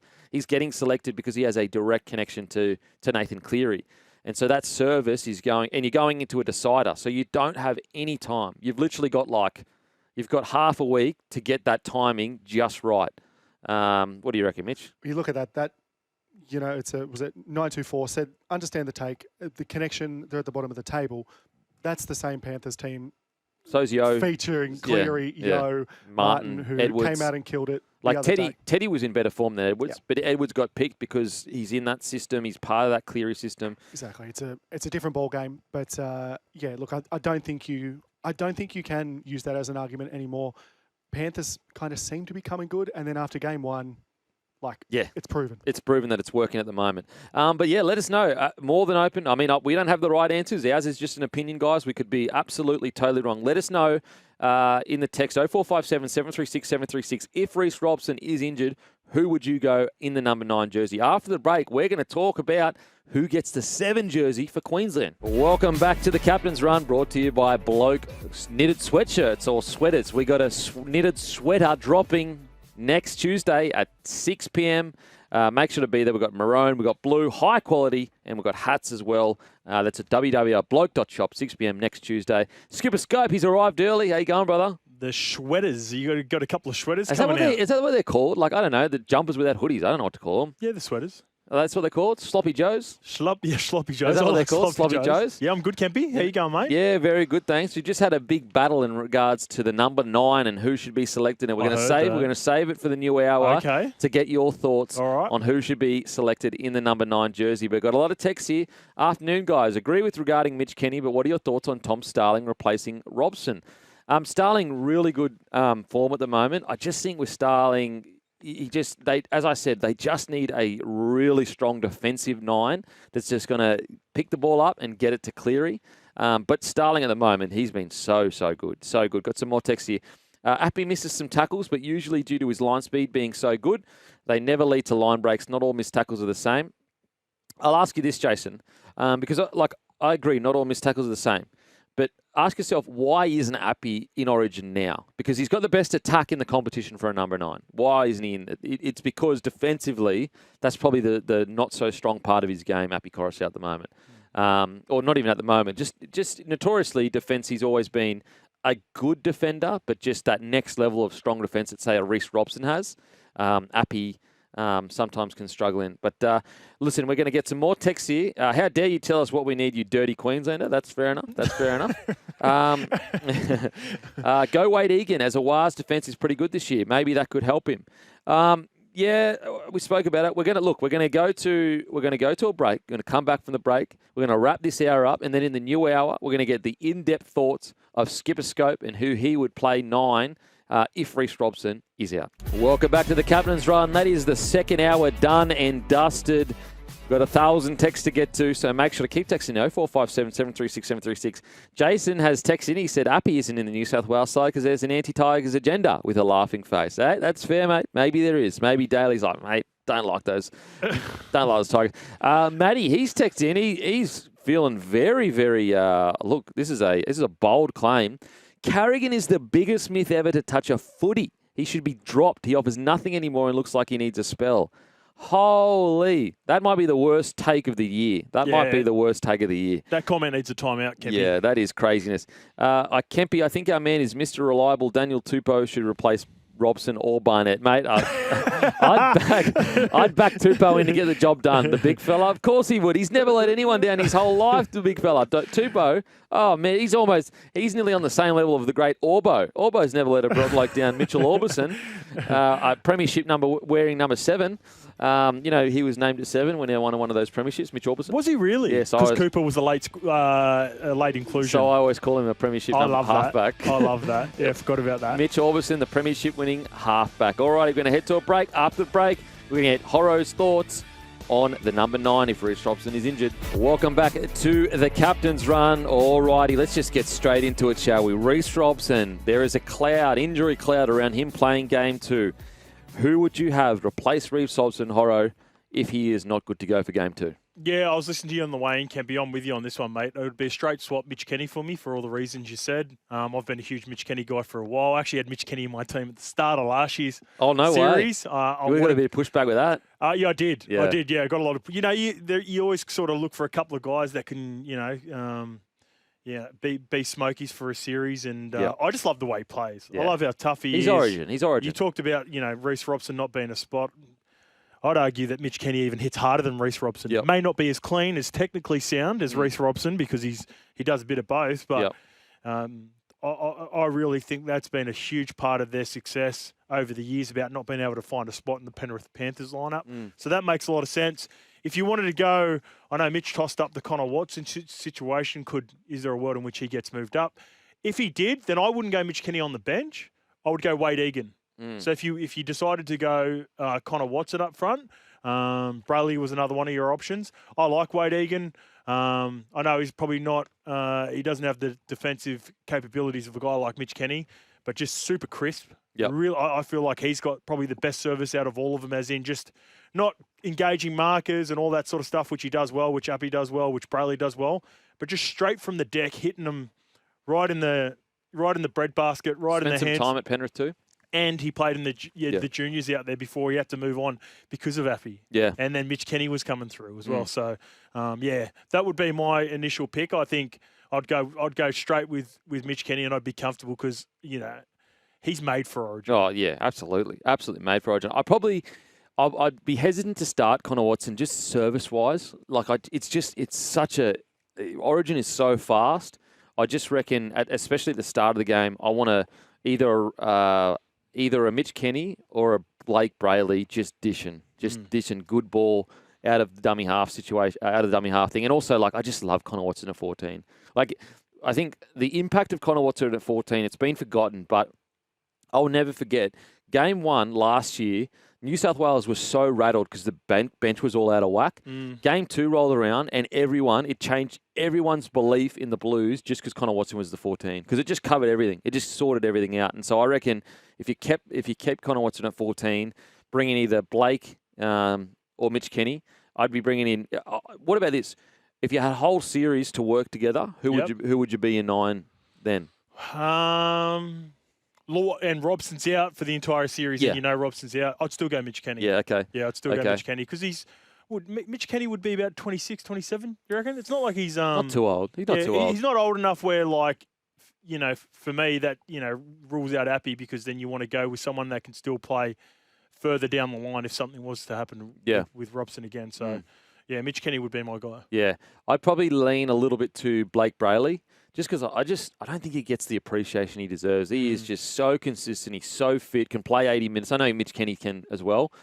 Tackle technique, I reckon he's got the best technique in the game. Now, is he a bit of a smaller body? He is. That's probably his biggest question is, can he win the contact enough where he's not a spot? But, I mean, to be honest, flip of the coin, Mitch Kenny or Blayke Brailey if I had all series. But I think game 2, if you're going into a decider, I think you just got to go. I think you've got to go Mitch Kenny. Just because of the cohesion, Nathan being comfortable, all the reasons that you said, fully agree with Mitch Kenny. If the game was tomorrow night, Mitch Kenny could literally rock up and he'd be sweet. Because Mitch Kenny doesn't need to know all the other systems that's going on. He just needs to know what Nathan Cleary likes, literally. Yeah. And Moses was such a number 6. He took a total backseat on the weekend. Last week, where, him and Cleary could just link up. I really think that Kenny could just walk in there and take that role. Okay, in regards to the forward to replace Barnett, who I don't I definitely think there are a lot of Blues fans that appreciate Barnett, but I actually don't think people realise how important he was to that Game 1 win. Like, he got through so much crap work, and because Payne Haas was so good, it overshadowed how good Barnett was.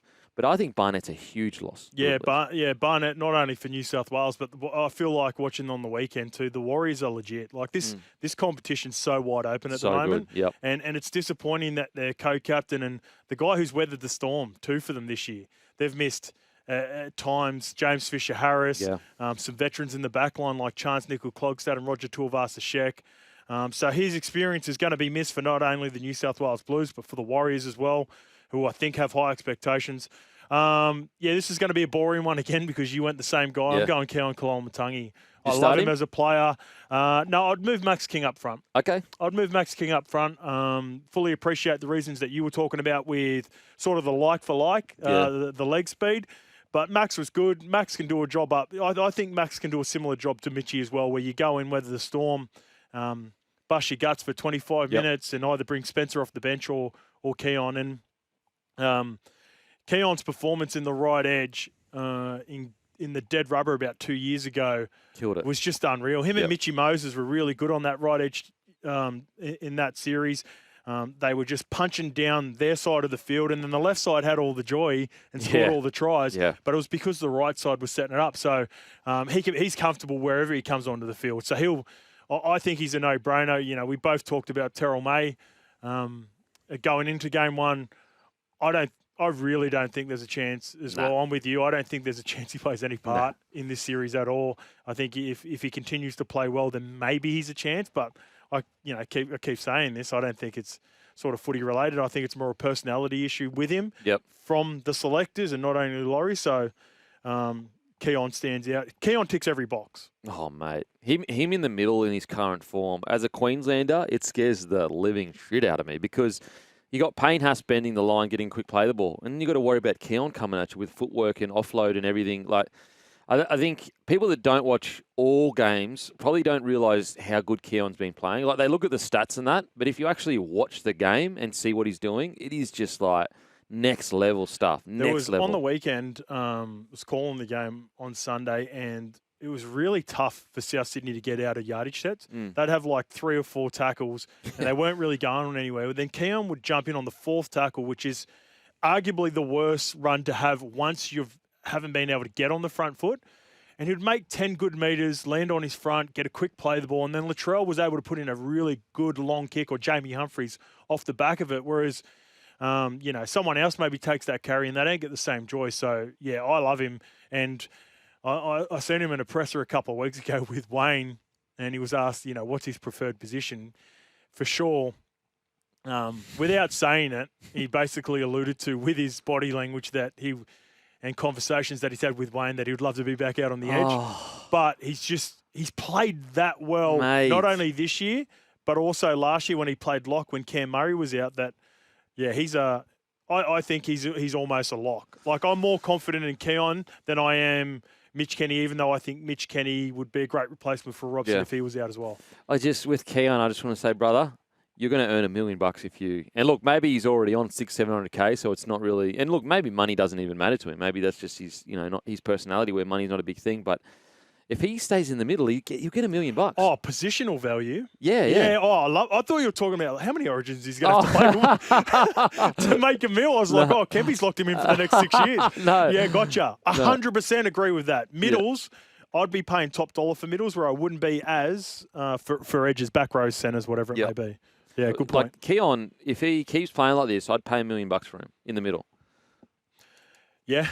Yeah, In this new and salary because cap. He's versatile as well. Yeah, for the same reasons I love him off the bench for New South Wales, because he's an absolute dog wherever you play him. I'd be comfortable playing Keaon close to $1 million. He's the closest thing to Taumalolo this generation, at least the game that we've seen, that we saw a couple of weeks ago, where he ran for 140 post-contact metres. I think it was nearly 300 metres. We haven't seen that since the Taumalolo. Tigers game? Was that the Tigers game? I think it was a Tigers game. And so I just think that it's just. But the problem is if I'm about to sign him and he says, I don't really like playing in the middle, I like playing on the edge. I'm like, well, I can't I can't sign you for $1 million if you don't like playing in the middle. Well, you need to sign him with Wayne Bennett being the coach there. Yeah, absolutely. Because then you don't have to have that conversation and Wayne can. So, yeah, with me, I just think that I think Keon's a no-brainer. I really do. In regards to some other players, let's go across the ditch. Not across the ditch, sorry, across the state lines to Queensland.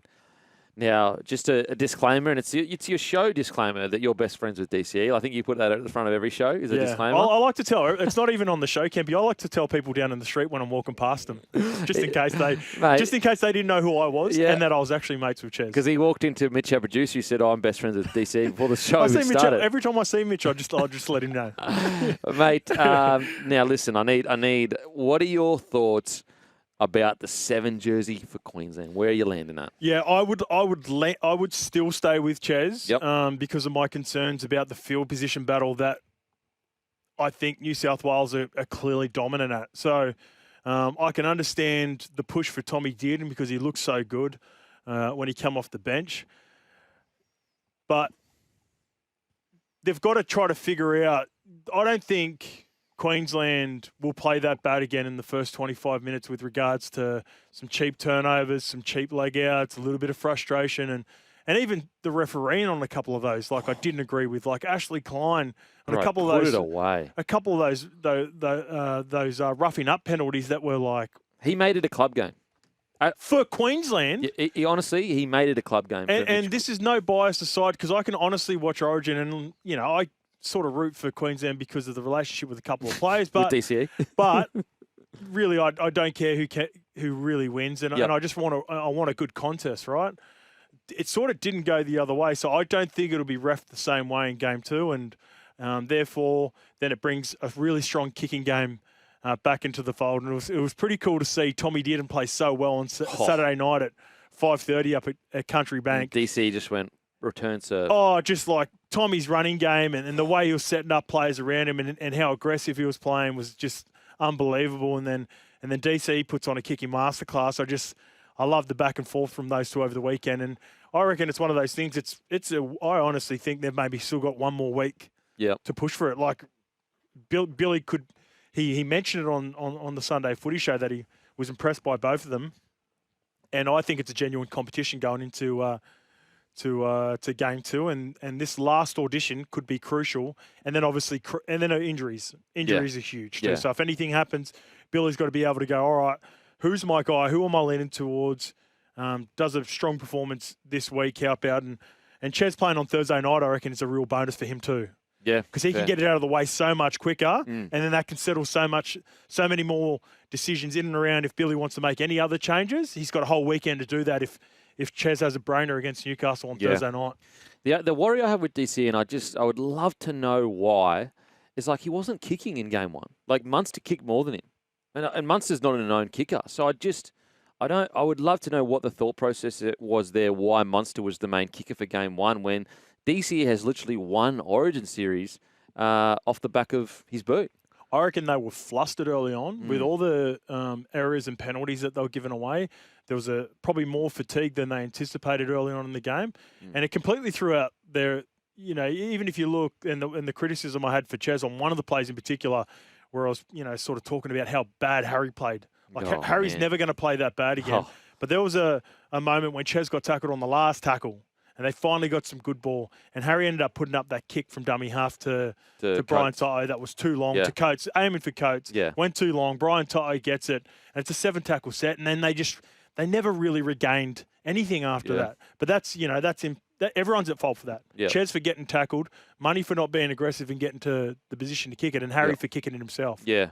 And so it's just going to be, I guess, the problem with Queensland face is they just can't afford for that to happen again. Like it's a decider. And so that's where I'm leaning a bit more towards Dearden, because I just worry, did DC just get into that Origin game and we always talk about getting old overnight. Like, you just, for some reason, the game, you want to do certain things, but it just doesn't work.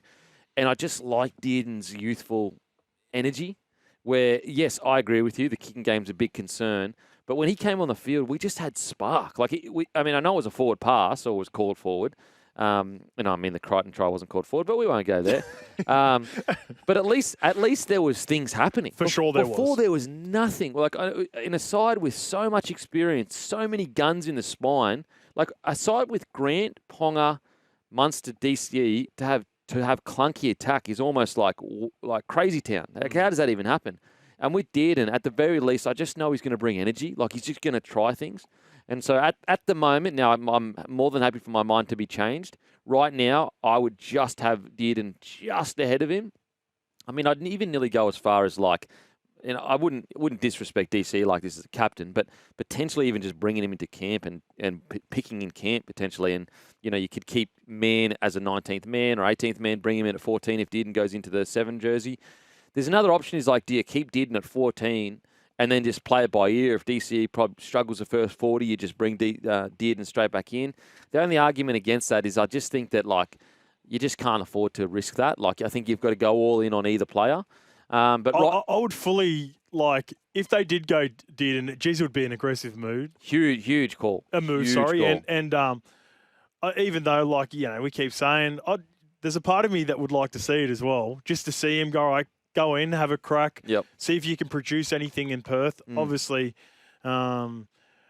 is there a world in which Ches could go back to the 14 role in which he started, like they've all played? Or would you then go, if you do start Dearden right, you bring Mann in. It's a Mam. Is it a Kurt Mann? Is it Ezra Mam? Is it, is it someone else who plays in the 14 jersey? Because I dare say if you do go into the game with the intention of Tommy, it's probably, DCA goes all the way out, right?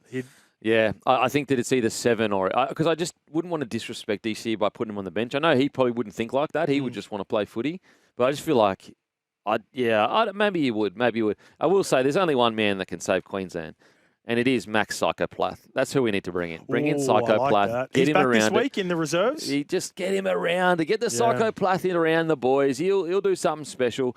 Alrighty, we're going to head to a break. After a break, plenty more to talk about. We've also got a French Open update, so we'll leave that for Hoz because he's our tennis guy on the panel at the moment. We'll see you on the other side of the break. Welcome back to the Captain's Run, brought to you by Bloke Sloppy Joes. I think we've called them now. Sweaters, knitted sweaters, jumpers without hoodies. Next Tuesday, 6 p.m, guys. High quality, maroon coloured and blue coloured, and we've also got the hats. It's next Tuesday. That's at 6 p.m. at bloke.shop. Okay, big news. There's reports that Tommy Trbojevic and Jake Trbojevic, Manly, are looking to open negotiation with them, or at least Tommy. I read both. Mitch, can you confirm for us? I read both. Opening contract negotiations with both. Yes. There is a chatter of Tommy pondering a move to England and Jake on a significantly lower deal. And so there's big talks around renegotiations with the Trbojevic brothers, who are the heart and soul of the Manly side. I have to be honest, I was a bit surprised. I think that if I'm Manly, you look at it and this early to lock them up, I think that, just with the way things have kind of, happened over the last couple of years, especially with Tommy, I don't think that there's big worries about losing him because Tommy is... I feel like that the Manly Seagulls have earned some loyalty from Tommy.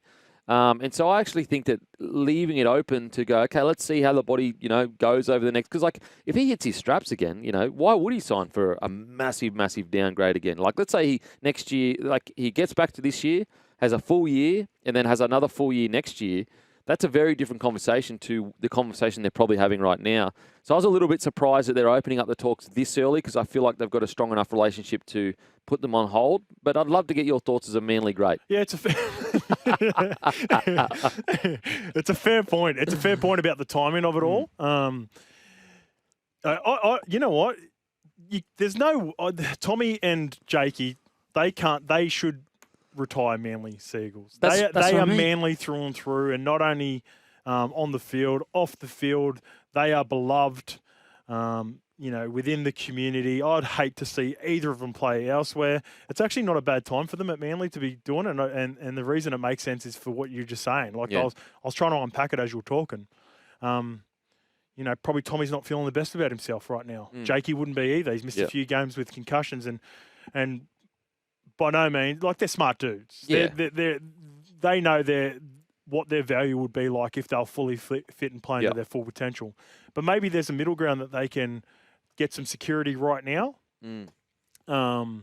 become Sea Eagles for life, and then you get it at a decent price, which works out for everyone. Yeah.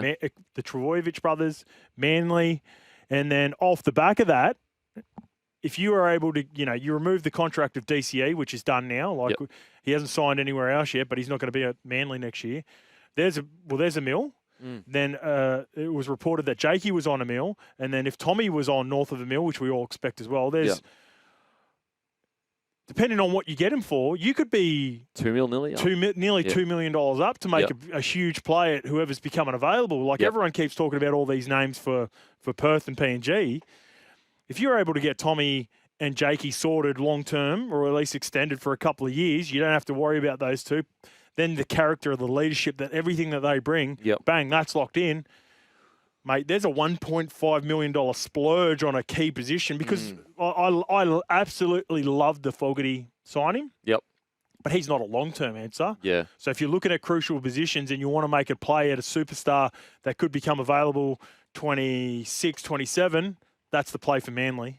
Okay. You try to get it sorted and then you can start thinking about planning life after those guys as well. All righty, we're going to head to a break. After the break, Scope will be taking us through the French Open. Yeah, BP, you're coming in from France, mate, and we've got some results overnight. Carlos Alcaraz, the favourite in the French Open men's singles.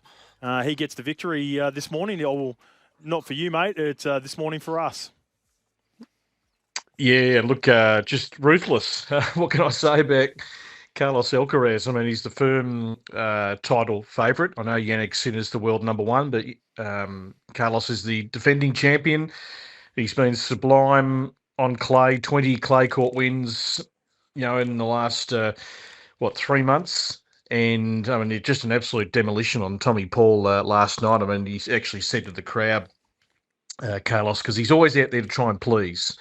The smile on his face he plays with, and he said, look, I'm sorry. I mean, the match only lasted an hour and a half. I know you wanted more tennis, but I've just got to get my work done. And when he's dialed in and getting his work done, it's normally pretty efficient, and it's over before it starts. So that's just how good he is as a tennis player, and we're pretty blessed at the top of the men's game. I mean, Yannick Sinner's having a fine tournament. If it does come down to those two in the final, I mean, we're set for quality, no doubt. But this is Carlos's patch at the moment. So it's whether Sinner can disrupt Alcaraz on his patch. And the same goes for the women's, because Aryna Sabalenka's the world number one, but Iga Swiatek is on her patch, and she's won 26 matches straight at Roland Garros. So the two world number ones have got some work to do if they want to win this French Open. BP, just back to Alcaraz, 6-0, 6-1 in the first two sets. Did he just want to put on a little bit of a show in the third set? Did he 6-4 just to try to give the punters their money's worth?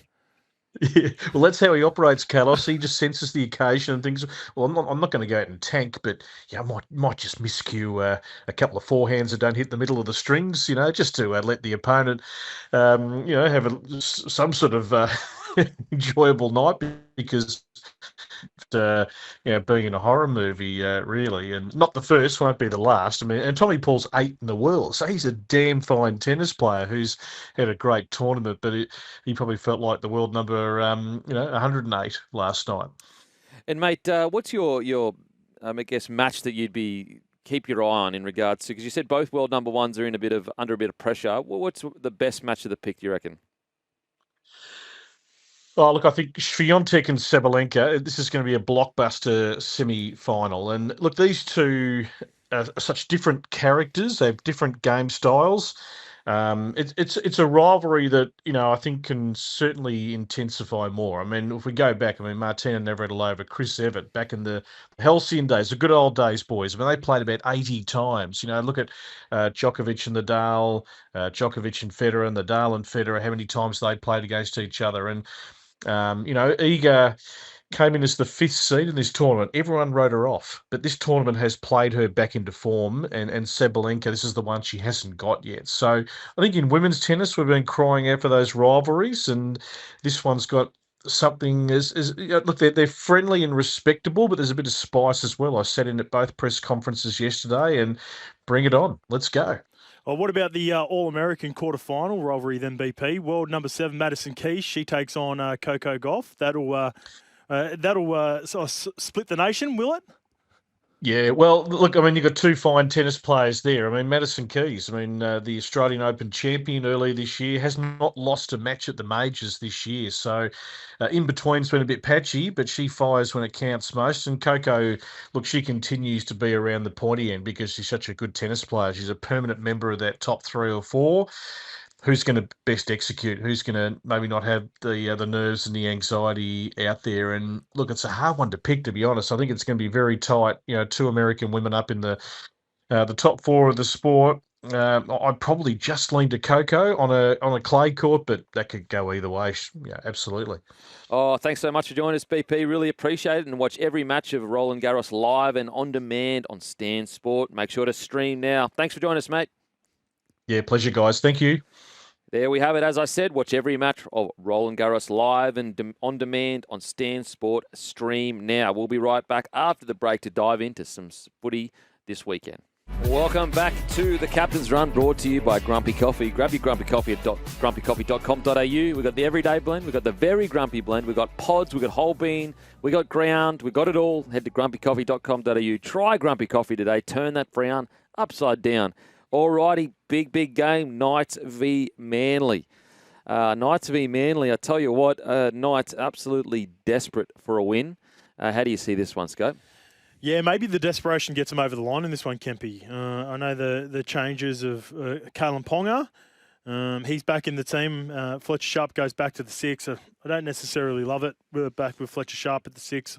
I would have maybe gone with, more traditional halves for them moving forward. I don't think it's sort of working out, that Fletcher Sharp 6. I'd maybe play him back on the wing and let him rove back in.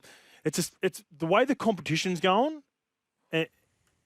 Manly are favourites, but I just can't see how you right off the Knights. Will you back them with any confidence because of the way that they've performed? They've been win-loss. So got Manly to win, Newcastle Knights at the start.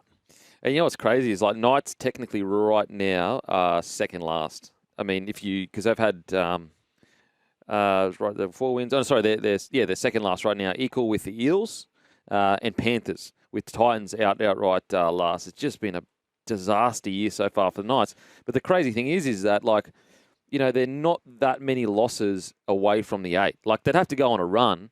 But in years gone past, if you were sitting second last by round 15, you're done skis. You are absolutely done. Well, Penrith was 17th last week, and they jumped to 14th or 13th, didn't they, with 1 win? So, the competition's so close. And they're a couple of points off the 8, like you mentioned. Yep. So you've got guys in the 8 right now with 5 wins, and Panthers have 4 wins, and Knights have 4 wins, and Eels have 4 wins.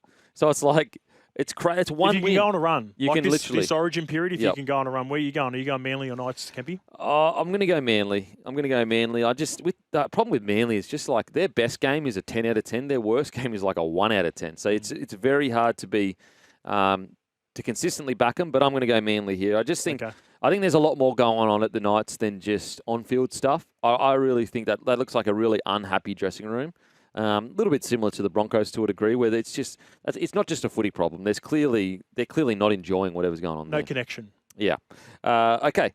In regards to the next game, let's get straight to it, shall we? Storm v Cowboys. I can't believe Cowboys are $4.45. Yeah, that was crazy. Before the Robson news, unless the betting sites knew about the Robson late pullout. Yeah, so Storm haven't been that convincing. No, not at all. In their last 6 games, they're 3-3. Yeah, not at all. And they were I thought they were very lucky with the huge decision around the Verrills no try on the weekend. So. And the Khan Pereira offside. I'm looking at it going, how can another human being look at this and say Khan Pereira's offside? Well, it was at best, you could not say definitively that he was definitely offside. I would have understood if they went back up and said, we're supporting the decision, or I think it was the decision went up where it was a no try, potentially. So I would have understood that explanation.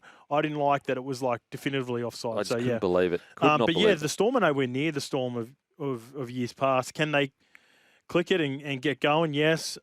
Dangerous team, the Cowboys, and they'll be better for the run all those Origin players that were just busted at the back end of that Tigers game.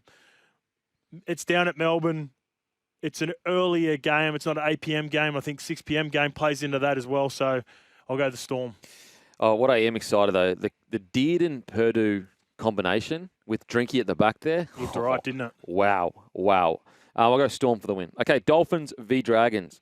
I can't believe Dragons are 247 here. Like, I actually have this as a coin flip, honestly. I reckon every game should be a coin flip. Yeah, it's true. That's true. If you look at the form line of some of these teams, Dragons have been really good after 2 really strong victories, having the win against the Broncos before they had the bye, and then backing it up last week against the Knights. But I do like the Dolphins. I like the Dolphins off the bye as well, and they had an impressive win against the Bulldogs before the bye as well. Alrighty. Sharkies v the Wars. Wars paying $263. Obviously, that has a lot to do with Barnett, but I think Ford will come in and do a job. I mean, it won't be Barnett level, but if you actually go and look at the games where he spent a lot of minutes on the field, Ford's stats are unbelievable. How good has Jackson Ford and Aaron Clark been together, this year? And Niokore on the edge there, having the best year since he was at the Eels. And so it's the first time in a long time when the Warriors have a big injury to a key player where I've got faith that the Warriors will sort it. Like, I really do. I threw this out there on Monday. It actually might have been Sunday after. I reckon this Warriors team is better suited for the finals than the 2023 team, even though I think the 2023 team was more talented. Yeah, I like that because this is they don't play below a 7 out of 10. No, like with finals footy, you've got to play consistent footy week in, week out. You can't have these real high highs and low lows. I think I said this as well on Monday. It's probably a bit similar to what you were saying. Is like I think this is the most mentally tough Warriors side that's ever been put together. Yeah, I like that. Like okay, you've got grand final appearances where SJ was just tearing teams apart, and maybe they could beat them in a one-off game. But this is easily the most consistent Warriors side we've ever seen. Yeah, when Fish missed those 3 or 4 weeks, or missed some time with injury, and then missed with a suspension, I thought they're going to drop off. Yeah, they haven't. They've been so impressive, and they've really got every team preaches it. Culture, next man up mentality. Webby's got it. Yeah. Like it's genuinely there. You can see it. And you look at all their juniors are killing it at the moment. I think they're ahead of the New South Wales Cup by a bit now. With the Sharkies, they came crashing down to earth in that last game before the bye. Isn't it crazy how one game can change the Sharkies having a great season to all of a sudden, really worrying? I think they'll be desperate for a big game just to stop the wobbles, stop the talk. We're good. We're still going as well as we think we are. Yeah, despite that loss, they're the team that I expect to make the biggest jump during this period. They've got to win this game. Mitchie Barnett's out. They're not affected by Origin in any way, or I don't expect them to be, even though there is some 50-50 news around Robson. I don't think even Brailey would come in. So they've got to take advantage of it. The Sharkies cement their top 4 position, and I think they do it with a win against the Warriors. Broncos v Titans. Titans are paying $3.41. That's crazy to me. Again, I don't know what the Broncos have done in the last 7 weeks for the Titans to be $3.41. This is a Titan side that if a call goes their way, they may beat the Melbourne Storm, and they're paying $3.41 against the Broncos. It's almost like you just have a sneaky little $10 on all the roughies anyway. Just because I seen someone put it up recently. I think it might have been Randy Stats guy. Or was it you? Put it up? Well, not the stats, but during Origin, I backed every underdog. Oh, okay. And it was a $70 winner. There you go. $70 so that winner. Works. And that's translated like the whole season as well. Yep. The Reece Walsh news is huge. I think that's a huge part of at least the money.